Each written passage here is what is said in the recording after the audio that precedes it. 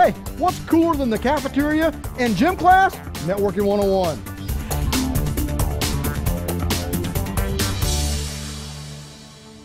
You ever want to say to a vendor when they come in, they tell you that they use custom ASICs in their products? You ever want to say, so? What does that mean? Because, you know, we use that term all the time, especially as a vendors. That is a very fast and loose term that we're using all the time to describe products, custom ASICs and full glass. And when it comes right down to it, really, what is an ASIC? What does a custom ASIC really mean? Well, there are a couple things to keep in mind when it comes to doing this. Man, I've been in ASIC design for a while. I don't do it anymore, obviously, tech-wise, but it's a big challenge. I mean, when somebody talks about building their own ASIC, that is a really, really, really big deal. So let's kind of divide the playing field up into players and talkers, if you will. So an ASIC is really basically a device, a piece of silicon that's designed to perform a very specific function, right? We're designing it to do switching. We're designing it to be a fabric. We're designing it to be an access point. It is a very, very specifically designed circuit, right? You probably knew this, right? This is a very kind of basic thing. It's not an ASIC is typically not a CPU. It's typically not something that we're going to buy off the shelf per se, like an Intel CPU, if you will, to run operating systems. It is designed to perform a specific group of logic functions. Now, an ASIC can be basically purchased or looked at in one of two ways. There are ASICs out there which are designed based upon what we would call an ASIC library. So you would go to, let's say that I'm a Cisco ASIC designer, and we're wanting to make an ASIC for a new access point. So I've got a couple options at that point. I can say, okay, well, look, we can either do a full design of this ASIC. We can start from scratch. We can get a regular piece of paper here, and we can sit down and we can start building out this ASIC. So that's what you'd call a full custom or a gate array ASIC, something that we are designing from scratch. It doesn't happen often because that is a very, very long development process to get that done. Or we go to what we call a fabless house, and I'll write that down if I can spell it correctly, fabless house. And what these folks do is that basically they have libraries of how ASICs are built, different types of selections. It's like buying a new car. So if I go out and buy a car, let's say I want a Corvette, I can go in and say, okay, I want a Corvette. That's my base model. A fabless house is going to have a base model. And a couple of the questions are going to be, what do you want it to do? What is it going to do? How much power do you want it to draw maximum? And what type of functions are going to be run inside? Are we going to look at like a system on a chip, what they call SIC, to actually run this out? And then we'll say, yes, we'll answer all, kind of build out these questions. And then they have different layers of pre-built type of ASICs or ASIC components, because ASICs are not, it's not basically a one-dimensional design where I'm looking at like this piece of paper here and I'm saying, okay, I'm putting all my circuits on top of here. An ASIC is like a wafer. It's multi-layered, right? I'm looking at all these different pieces, these layers, what we call substrates, that all stack up in here. And so these fab houses will have all these different substrates that work, that are guaranteed, that interoperate together, and we're going to put these into this ASIC. And then I say, okay, well, I want to actually design this custom here, and then I'll design this layer here custom here as well. And you'll see this happen a lot. It's half and half design a lot of time, or half custom, depending upon how you talk to. This is a really common thing when you're seeing ASIC is how they're building this out, is they'll use stuff from a library, stuff that's tested, and it's great.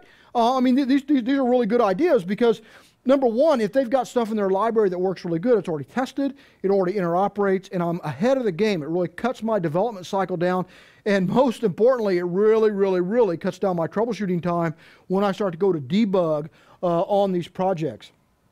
Now, another method, I told you that there's another leg of ASIC design, if you will, and when we're building out our ASIC, it's actually doing, and this is a term that the marketing folks love, it's called a programmable ASIC. And it's not necessarily, that's a very sticky term. What it really is what we call an FPGA, a Field Programmable Gate Array Assembly. And FPGAs are great for prototyping. That's how we've used them a lot in designing is that we'll design out our circuit, and then we will put it into a programmable gate array. It's field programmable, and so we'll program that in there, and then we can model and find out what kind of behavior we're going to get before we actually go to our metal process, where we're actually starting to lay down the ASIC.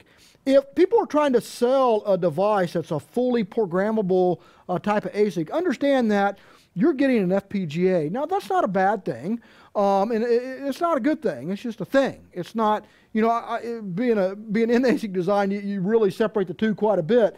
And what the downside to an FPGA from a design perspective, if you will, is that because these are fully programmable and they can be a lot of different things, usually they're a lot bigger. They're usually about 10x times the size. So you see some pretty big heat sinks on these. They take a lot of board space when we're designing them. They usually take about 5x more power when you're designing with these, and they do usually 2 times less stuff, if you will, because they are programmable.